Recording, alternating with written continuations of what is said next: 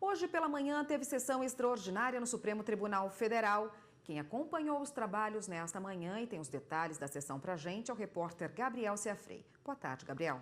Boa tarde para você, Érica. Boa tarde a todos. Na sessão de hoje, os ministros iniciaram o julgamento de 2 recursos extraordinários que têm como tema os gastos de prefeitos. Acompanhe na reportagem. A análise dos recursos extraordinários foi feita em conjunto por serem assuntos semelhantes. Ambos possuem repercussão geral reconhecida.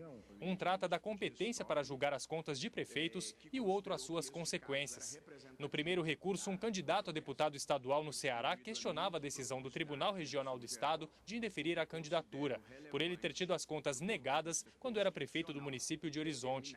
Ao defender a procedência do recurso, o advogado do ex-prefeito afirmou que o Tribunal de Contas é um órgão auxiliar e que a competência para tomar a decisão final é do Poder Legislativo Municipal. Acreditando que seja inaceitável do ponto de vista constitucional e da democracia que representantes eleitos pelo povo, elevados à chefia do Poder Executivo, sejam condenados e tornados automaticamente inelegíveis por mero órgão auxiliado de outro poder. Sem que os autores principais desse poder, o Legislativo, entendemos e defendemos que as contas do governo ou de gestão dos chefes do Poder Executivo, mesmo municipal, somente podem ser julgadas pelo Legislativo, poder legitimamente constituído pelo voto popular. Aqui não se pretende reduzir o papel dos tribunais de contas, nem extrair de suas competências, mas delimitar suas competências ao que foi decidido pelo Constituinte de 88. Nem mais, nem menos. Tudo dentro dos limites constitucionais fixados na Carta da República. Já no segundo recurso, a discussão era sobre o deferimento da candidatura de um ex-prefeito pelo Tribunal Regional Eleitoral, mesmo tendo as contas negadas no antigo cargo. No Tribunal Superior Eleitoral, a decisão foi confirmada. Contra essa decisão, o Ministério Público Eleitoral de Minas Gerais encaminhou pedido ao Supremo para que a candidatura seja indeferida. No Supremo, o advogado do recorrido sustentou que a decisão do Tribunal de Contas é opinativa e pediu o desprovimento do recurso. Causa um pouco de perplexidade, com a devida vênia, que um órgão auxiliar do Poder Legislativo do Estado possa rejeitar as contas do chefe do Poder Executivo Municipal, quebrando inclusive uma simetria que se deve observar entre todos os entes da federação. Por fim, isso causa problemas de ordem, digamos assim, operacional, essa tese defendida pelo recurso extraordinário. Antes dos votos, o Procurador-Geral da República, Rodrigo Janot, se manifestou. Sobre o primeiro processo, ele pediu o desprovimento do recurso. Já no segundo, ele opinou pelo provimento. Ao analisar o caso, o relator do primeiro processo, o ministro Luiz Roberto Barroso, negou o pedido. Eu estou mantendo o entendimento do Tribunal Superior Eleitoral, unânime, com o desprovimento do recurso, presidente, e a afirmação da seguinte tese: por força dos artigos 71, 2 e 75 caput da Constituição Federal, compete aos tribunais de contas dos estados ou dos municípios, ou aos conselhos ou tribunais de contas dos municípios, onde houver, julgar em definitivo as contas de gestão de chefes do Poder Executivo que atuem na condição de ordenadores de despesas, não sendo o caso de apreciação posterior pela Casa Legislativa correspondente.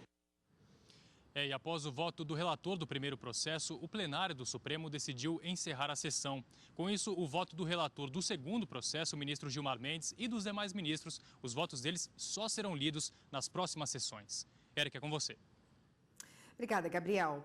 E quem está aqui é a consultora jurídica da TV Justiça, Gisele Reis, que vai explicar para a gente os trabalhos na sessão de hoje no Supremo Tribunal Federal. Boa tarde, Gisele. Boa tarde, Érica. Boa tarde a todos. Gisele, o julgamento foi em conjunto, né? Mas há alguma diferença nos recursos extraordinários apresentados? Ah, sim, Érica. São 2 recursos extraordinários, né? A análise, na verdade, ela começou a ser feita em relação a esses 2 recursos extraordinários. Os 2 têm repercussão geral reconhecida, só que eles têm temas diferentes. São 2 repercussões gerais reconhecidas, cada uma trata de um aspecto, embora os 2 casos tratam exatamente sobre a questão de contas do chefe do Poder Executivo. Em relação ao primeiro caso, que é da relatoria do ministro Luiz Roberto Barroso, a grande discussão é saber sobre a competência para a aprovação dessas contas.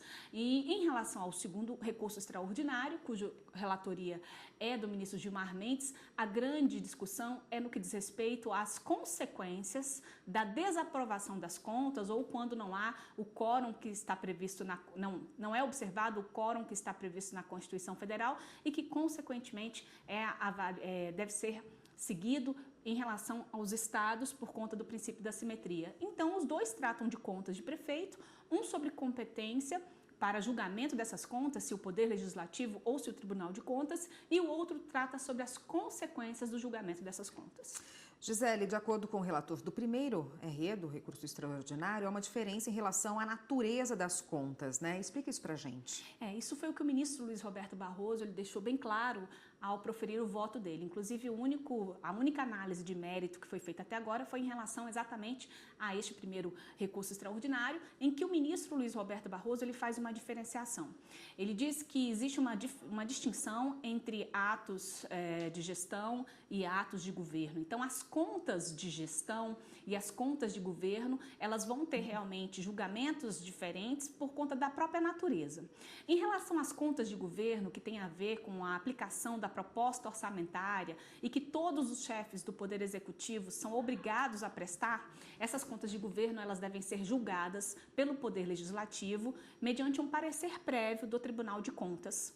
No entanto, em relação a atos de gestão, e aí ele até explicou que na visão dele os prefeitos não são obrigados a ordenarem despesa, mas se eles assumirem essa função de querer ordenar despesas, consequentemente eles terão que prestar contas dos atos de gestão. E esses atos de gestão, eles devem ser julgados pelo Tribunal de Contas, independentemente, ou seja, sem a participação da Casa Legislativa. Então, esse foi o posicionamento do ministro Luiz Roberto Barroso. Em relação ao segundo processo, nós vimos aí na informação do repórter Gabriel Ciafrei, não foi possível ter nenhum voto de mérito, né, do ministro relator, que é o ministro Gilmar Mendes. Então, numa próxima sessão, o ministro Gilmar Mendes vai proferir o voto em relação ao segundo processo e todos os demais ministros vão votar em relação aos dois. Tá ótimo, Gisele. A gente ainda vai precisar dos seus serviços ainda no Jornal de Justiça hoje. A gente ainda tem a matéria para comentar da sessão de ontem. Só um minutinho, por favor, a gente já volta. Tá bom?